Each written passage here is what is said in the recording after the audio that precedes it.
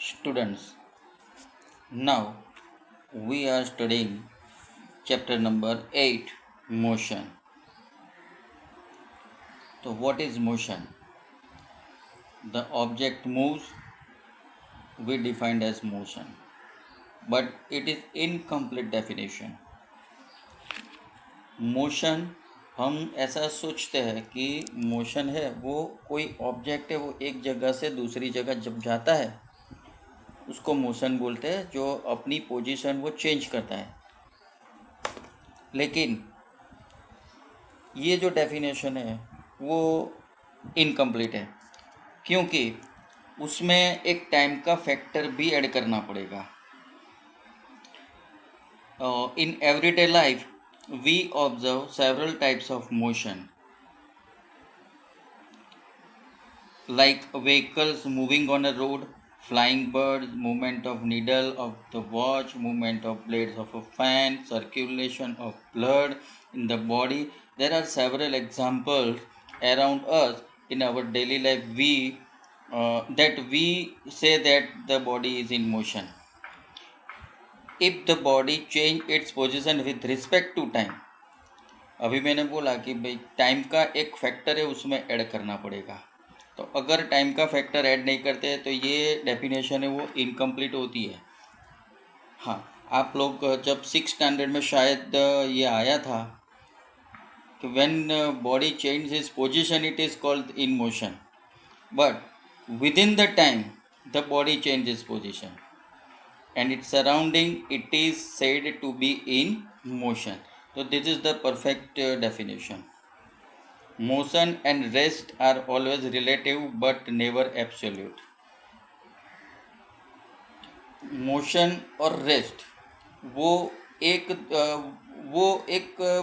Independent एक है नहीं, वो दूसरी कोई फैक्टर पे वो डिपेंड करती है, इसलिए वो रिलेटिव है, बट इसका एब्सोल्यूट एग्जिस्टेंस है वो नहीं है। Now describing motion, how can we describe the motion? Position, the location of an object with respect to a particular point is known as the position of the object.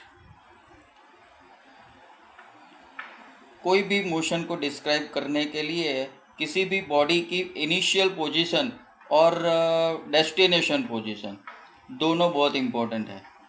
कौन सी चीज़ कहाँ से शुरू होती है और कहाँ जा रही है, कौन सा ऑब्जेक्ट है कहाँ से स्टार्ट हो रहा है और कहाँ वो उसको जाना है, वो डिस्क्राइब करता है मोशन को। इसीलिए पोजीशन है वो बहुत इम्पोर्टेंट होती है। This point is called the reference point और ओरिजिन पॉइंट। अगर हम यहाँ से मुंबई जाना चाहते हैं तो मुंबई यहाँ से 510 किलोमीटर दूर है, 510 किलोमीटर्स अवे फ्रॉम अहमदाबाद। तो हम जहाँ रेलवे से जाए या प्लेन से जाए, कहीं भी जाए, तो हमको टिकट तो लेनी पड़ेगी। तो टिकट के लिए हम कहाँ से कहाँ जा रहे हैं वो बताना पड़ेगा, वही हमारी मोशन डिसाइड करती है। मोशन में दो क्वांटिटीज़ का जिक्र होता है। कोई भी बॉडी जब मोशन में आती है तो उसके रिलेटेड दो क्वांटिटीज़ होती है। वैसे तो हर एक फिज़िकल क्वांटिटीज़ ये दो कैटेगरीज में डिवाइडेड है, scalar and vector quantities. Text book में ये नहीं दी है, लेकिन यहाँ पे मैंने लिखा है कि physical quantities with which we can associate only with magnitude. अगर कोई क्वांटिटीज़ को डिस्क्राइब करने के लिए मैग्नीट्यूड है वही इनफ है, तो ऐसी क्वांटिटीज़ को बोला जाता है स्केलर क्वांटिटीज़। उसमें डायरेक्शन नहीं आती है, as for example mass, time, speed, distance etcetera. तो they need not direction.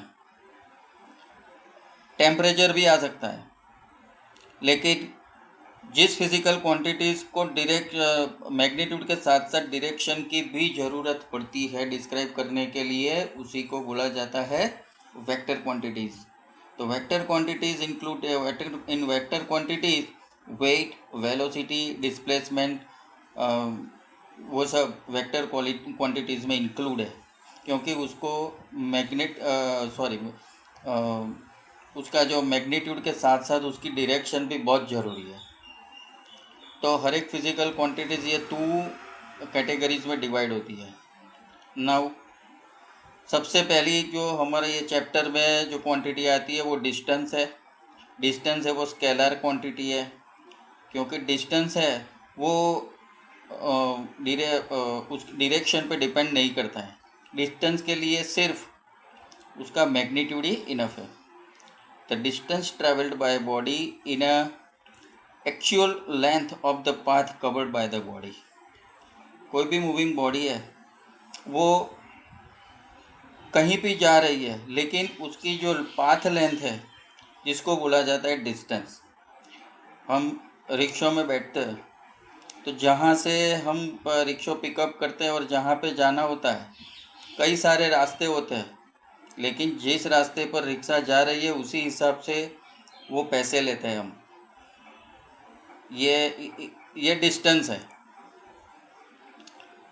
Here type of path of direction of path is irrespective. कौन सी टाइप है, कौन सा पाथ है, वो इरिस्पेक्टिव है।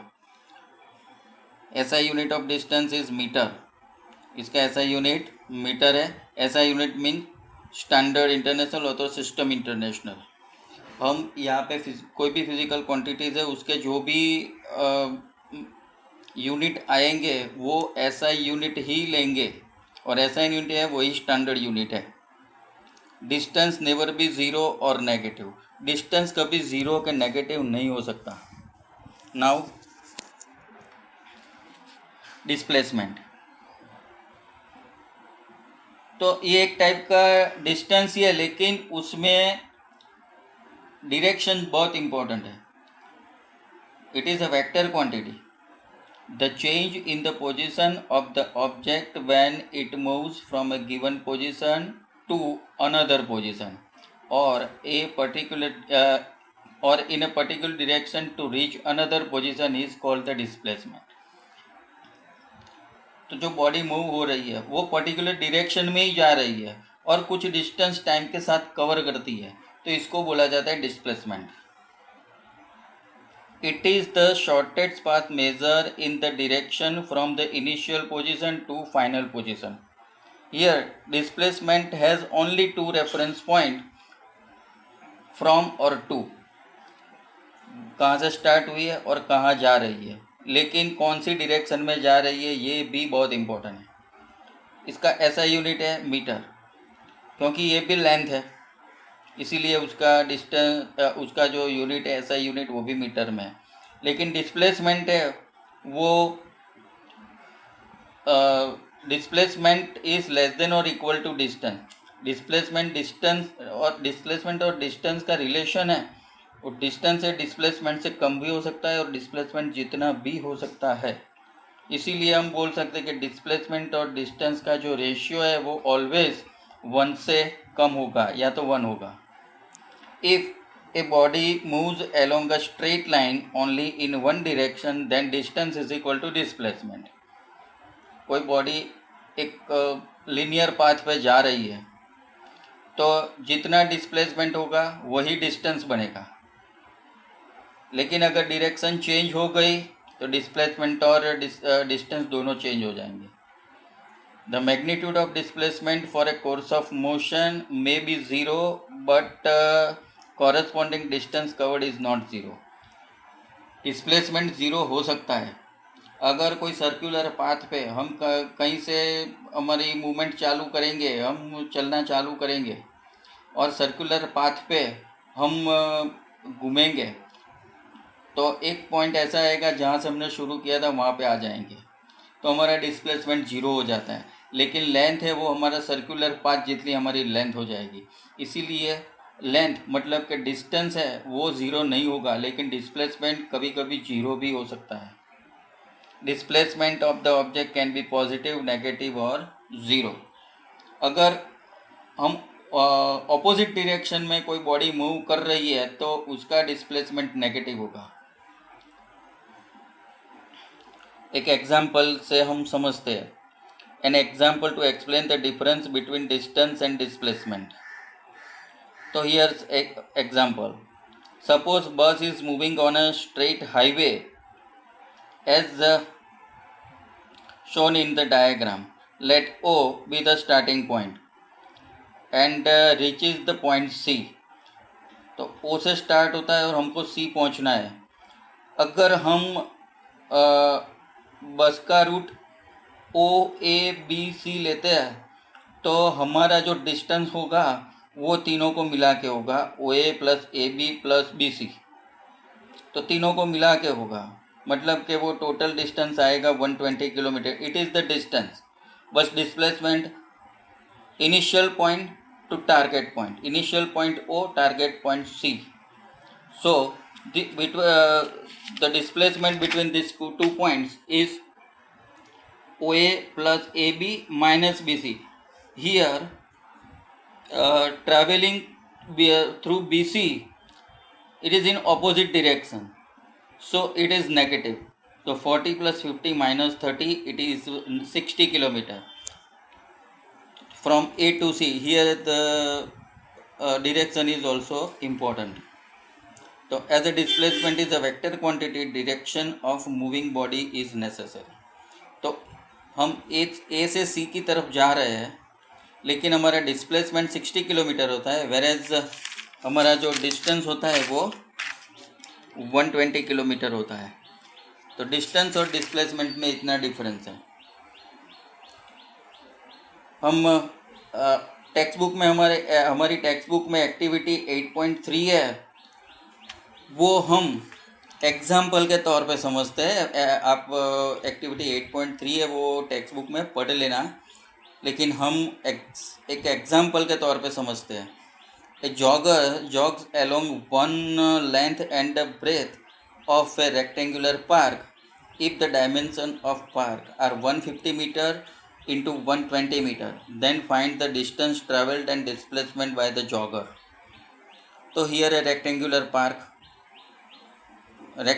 Park OABC, length OA 150 meter and length AB, breadth AB 120 meter.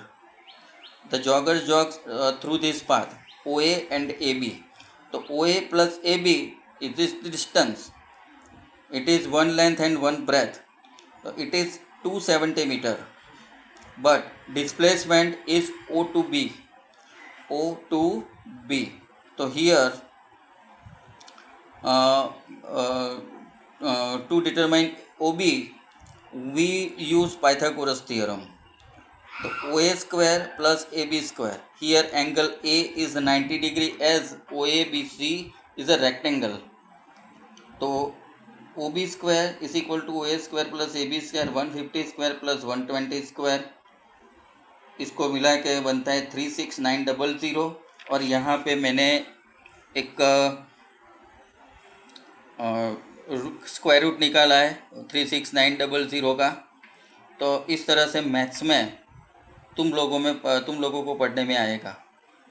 तो OB is equal to 192.09 metre. तो जो O टू B का जो डिस्टेंस है, O टू B का जो displacement from O to B, it is 192.09. It is less than the distance 270 metre. तो displacement is 192.09 metre from O to B. Now you have to do in text question textbook page number 100. And in our next lecture we move to uniform and non-uniform motion. Okay, till then, goodbye, thank you.